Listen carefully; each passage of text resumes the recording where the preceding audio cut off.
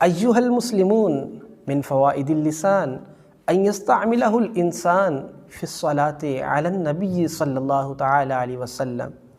فعن أنس رضي الله تعالى عنه قال قال النبي صلى الله تعالى عليه وسلم من صلى علي مرة واحدة فتقبلت منه محى الله عنه ذنوب 80 سنة.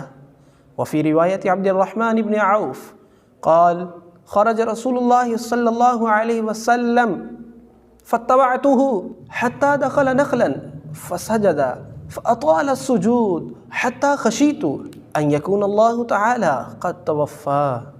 قال فجئت أنظر فرفع رأسه فقال إن جبريل عليه الصلاة والسلام قال لي ألا أبشرك إن الله عز وجل يقول لك من صلى عليك صليت عليه ومن سلمت عليك سلمت عليه.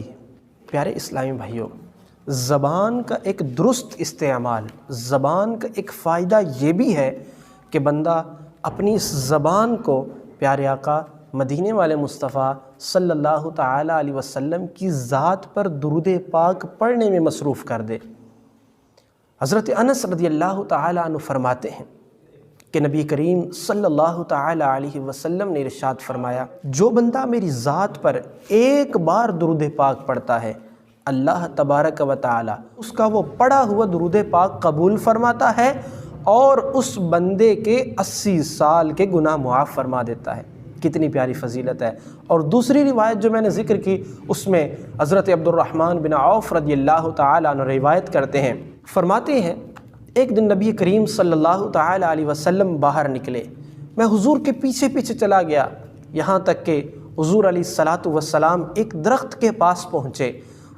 درخت کے پاس پہنچ کر نبی کریم صلی اللہ علیہ وسلم نے سجدہ کیا.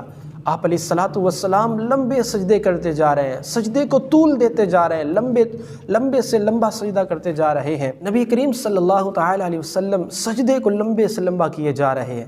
میں بڑا پریشان ہو گیا، مجھے یہ خوف ہو گیا کہ کہیں حضور علیہ الصلاۃ والسلام کی روح قبض نہ کر لی گئی ہو، اللہ تبارک و تعالیٰ نے آپ کی روح مقدسہ کو قبض نہ کر لیا ہو.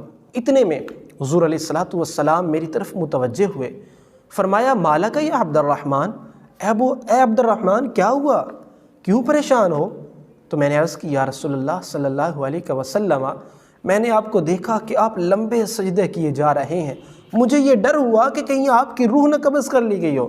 نبی کریم صلی اللہ علیہ وسلم نے ارشاد فرمایا اے عبد الرحمن، ابھی جبرائیل علیہ الصلاۃ والسلام میرے پاس تشریف لائے، مجھ سے کہا الا ابشرک، یا رسول اللہ صلی اللہ علیہ وسلم کیا میں آپ کو اس بات کی خوشخبری نہ سناؤں؟ ان اللہ یقول، اللہ عز و جل ارشاد فرماتا ہے اے میرے پیارے محبوب علیہ الصلاۃ والسلام، جو آپ کی ذات پر درود پڑھے گا میں اس پر رحمت بھیجوں گا، جو آپ پر سلام بھیجے گا اے میرے پیارے محبوب میں بھی اس پر سلام بھیجوں گا. کتنی پیاری فضیلت ہے. ہمیں بھی چاہیے کہ ہم بھی اپنی زبان کو پیارے آقا مدینے والے مصطفیٰ صلی اللہ تعالیٰ علیہ وسلم کی ذات پر درود پاک پڑھنے میں استعمال کریں. اللہ پاک ہمیں کثرت کے ساتھ درود پاک پڑھنے کی توفیق عطا فرمائے. آمین بجاہ النبی.